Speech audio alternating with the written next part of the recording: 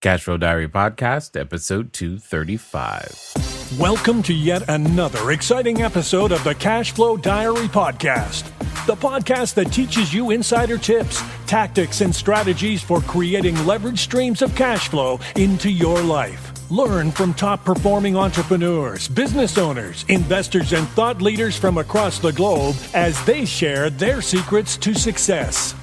Like what you learn on this and other Cashflow Diary podcast episodes?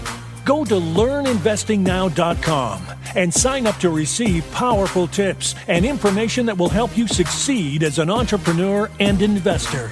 Now, here's your host, investor, entrepreneur, business owner, educator, speaker, author, and master facilitator of Robert Kiyosaki's cash flow game, Jay Massey. All right there, peoples. How are you doing? I'm glad that you are here.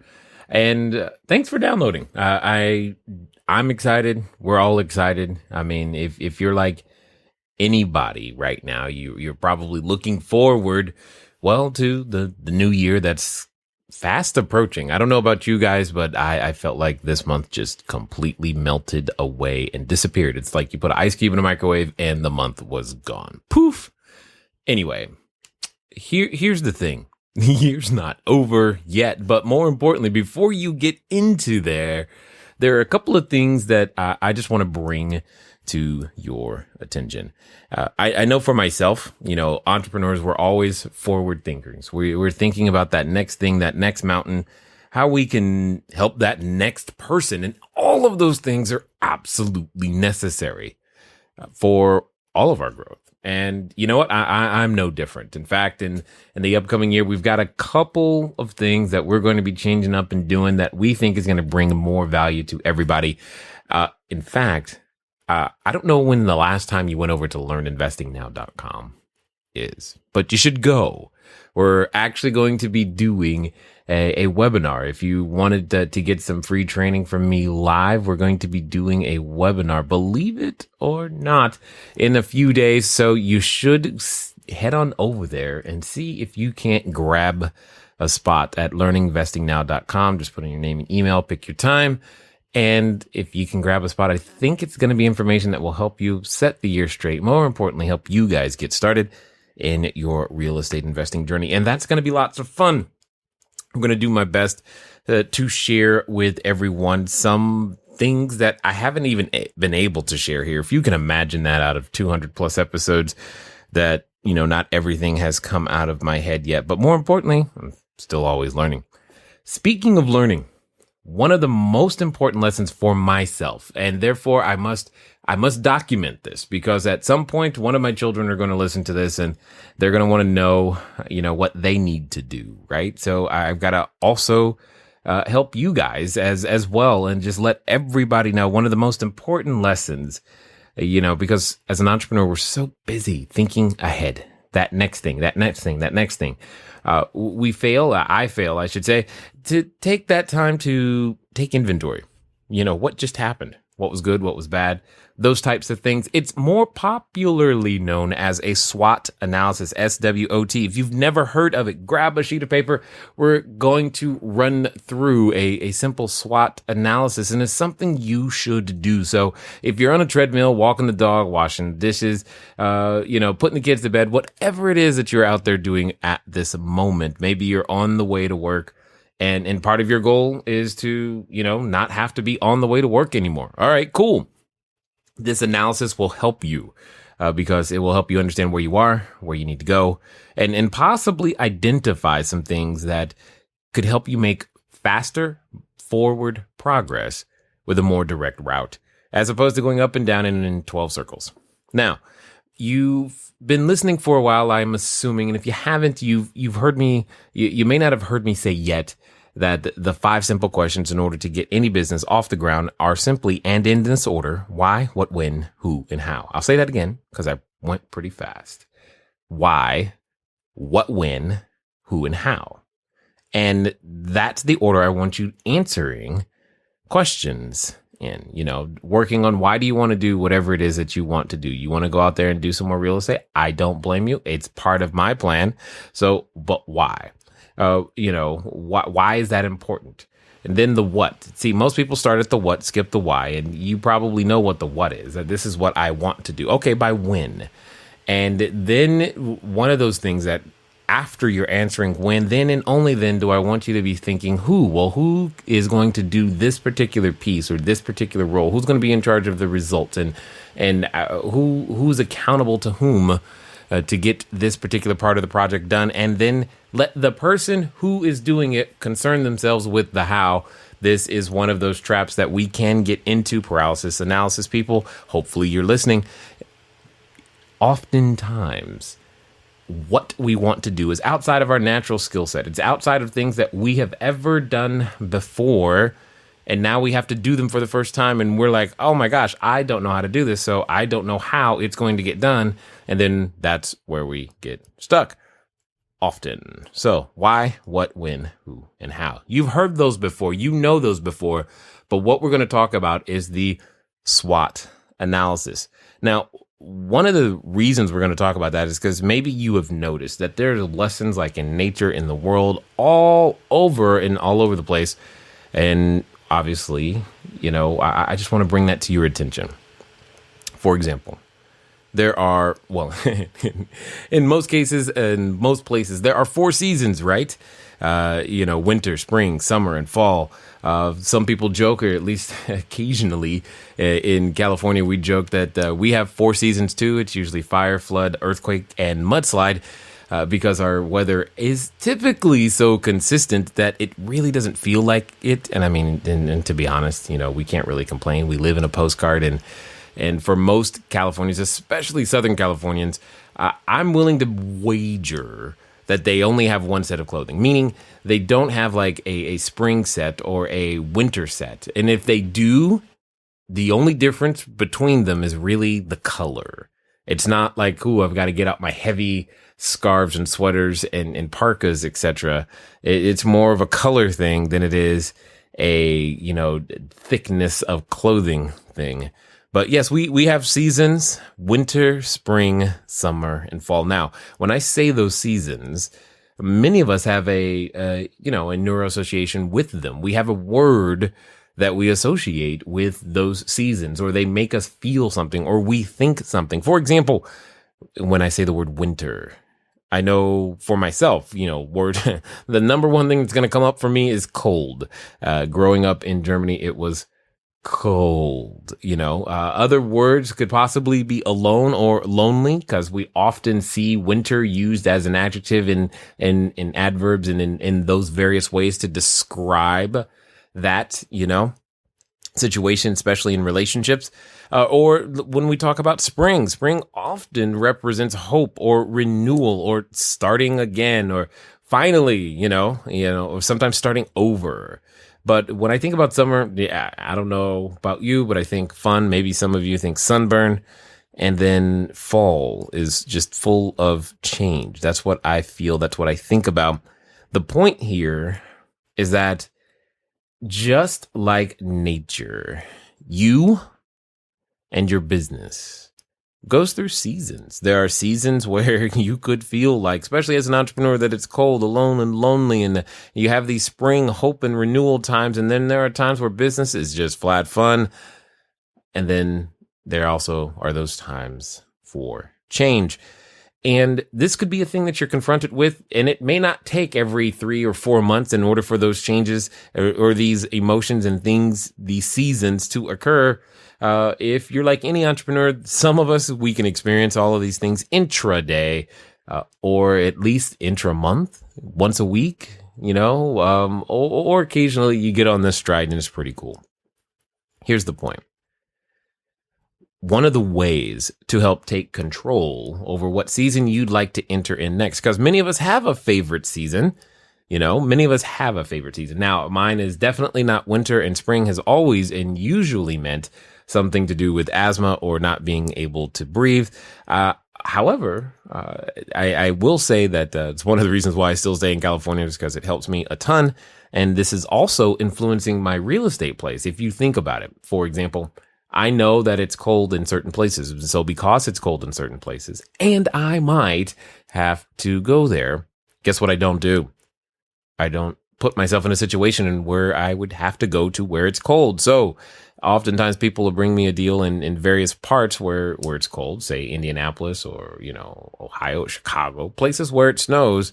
And they go, hey, Jay, this is a great deal. I'm like, yeah, it snows. No thanks. And that's part of understanding your own investor identity. If you're going to design this business, if you're going to design it to match your lifestyle, you might as well consider the weather pattern.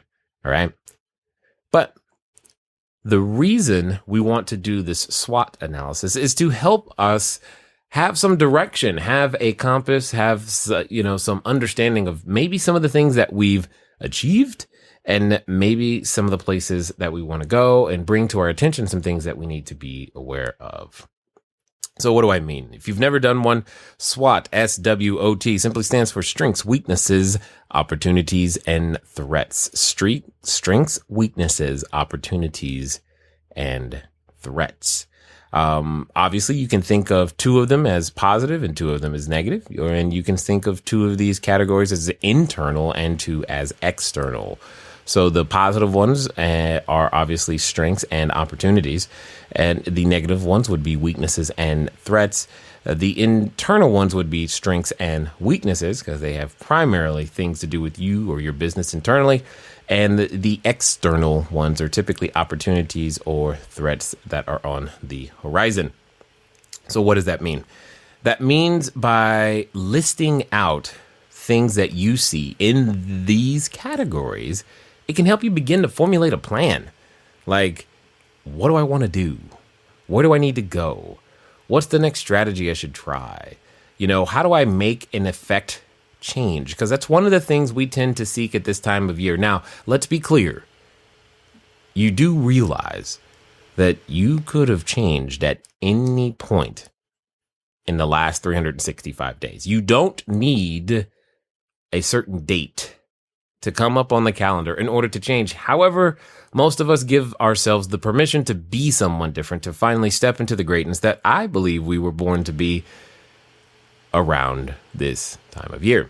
So let's just roll with that.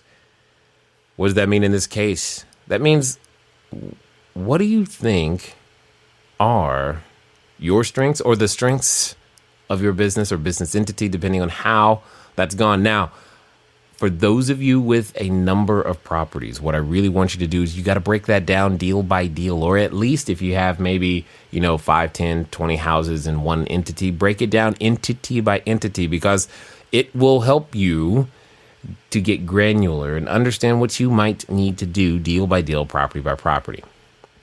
Strengths. What is going well? What works right now? What is working right now? Strengths. What are the skill sets that you possess that you can use to go out there and create value? Strengths. These are things that you currently have that can go out there and you can put to productive use. Weaknesses. Well, typically the average human needs no coaching on what those are, or more importantly, which ones you possess. We spend an inordinate amount of time understanding ours, and unfortunately, sometimes just trying to work on them. I don't need to tell you much. I just want you to list a few. Okay, just list a few. What are some of those things? And one of the things to understand is, as we have these lists, is the 80-20 rule. So there's some of these things that you're listing that, yeah, they may be strengths, they may be weaknesses, opportunities, or threats, but here's the deal. There's probably 20% of them that are responsible for 80% of the failures and 80% of the success. And maybe just pick one of those to improve.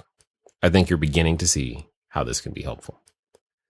Opportunities. Where do you see the future? What do you see that is on the horizon? What is currently within your field of vision that could become something that you think is awesome in so many ways?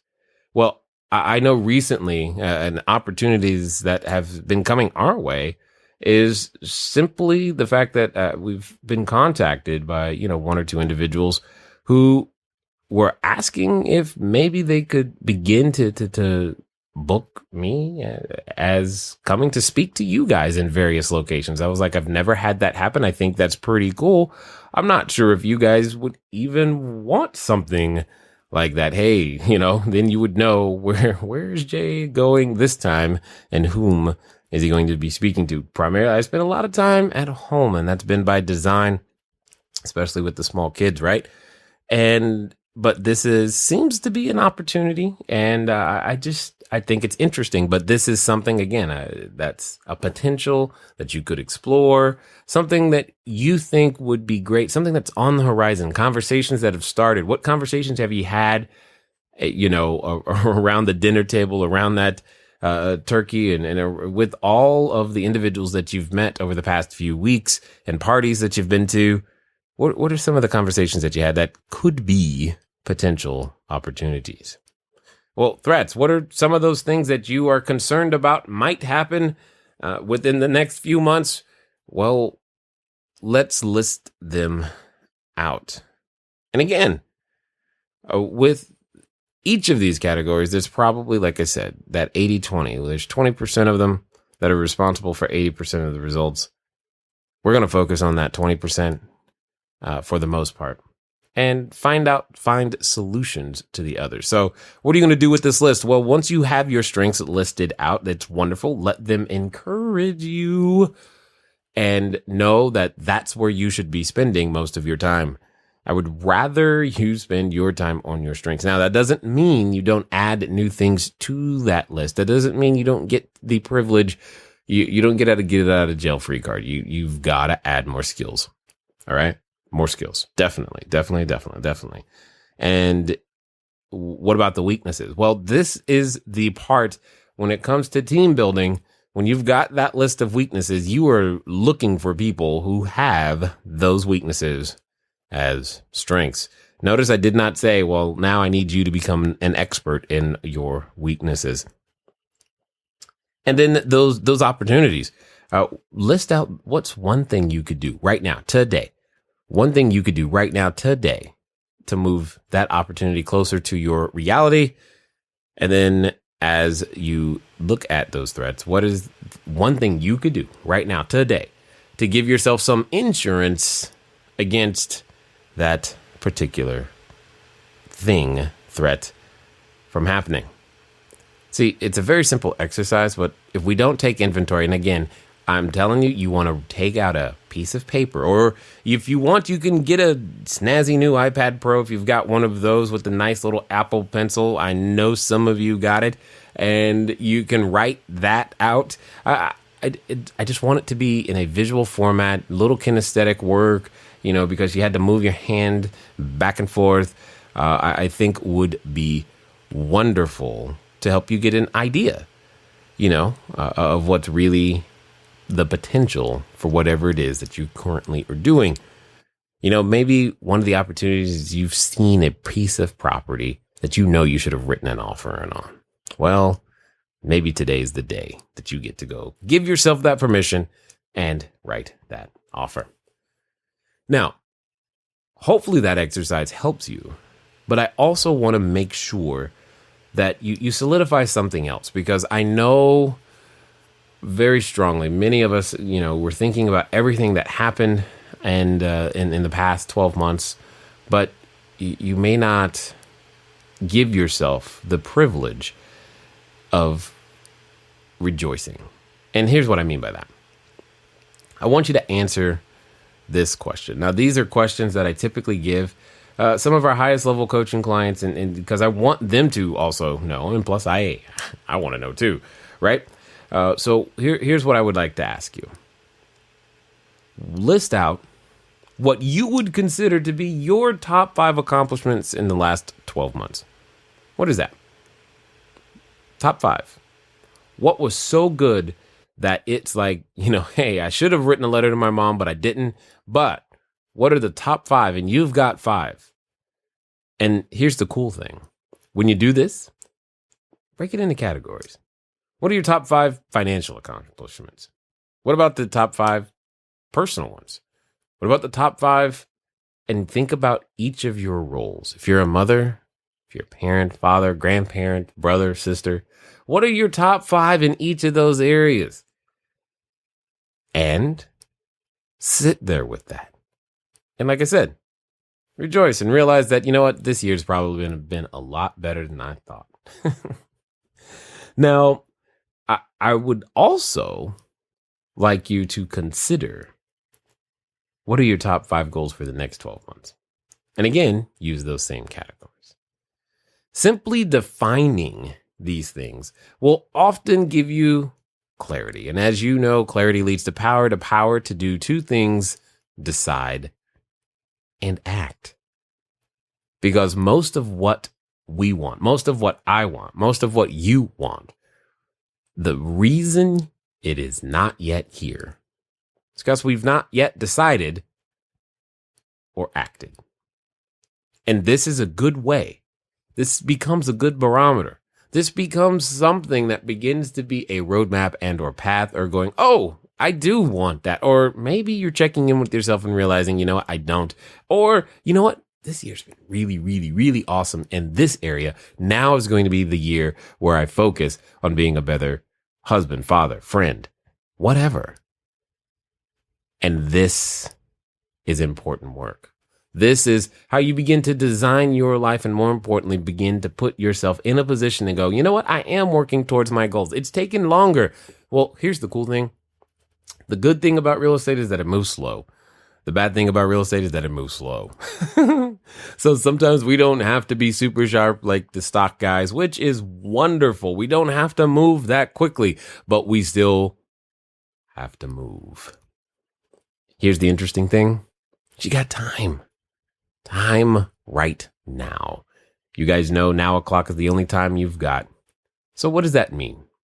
That means I've given you some exercises, some things that should cause some reflection, that should begin to put you in the mindset required to be successful. At least I hope so. Now, if you did these exercises, I say that you are ready for more.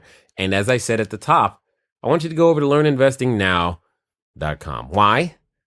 Simply because we now have some more content sitting there waiting for you. Grab a seat at one of our upcoming presentations, and I have a feeling it's going to help you go in the correct direction to keep these next 12 months being exactly what you want it to be. With all of those things being said, I want you to come up with something that, well, probably might scare you a little bit. Just write out the answer to this question. The next 12 months would be a success. A complete, resounding success for me if I, and then fill in that blank. And then just let that sit for a while. And ask yourself the questions, why, what, when, who, and how. And see if you can't figure out how to make that wonderfully awesome thing happen. I believe, well, that you could. I really, really, really do. Now, I am excited for the work you've done. I think the time that we spent together today is going to prove, if you did the exercises, is going to prove to be some of the most pivotal for your next 7 days, 30 days, 90 days, and beyond. It's been fun talking to you today. I look forward to talking to you soon. Until next time.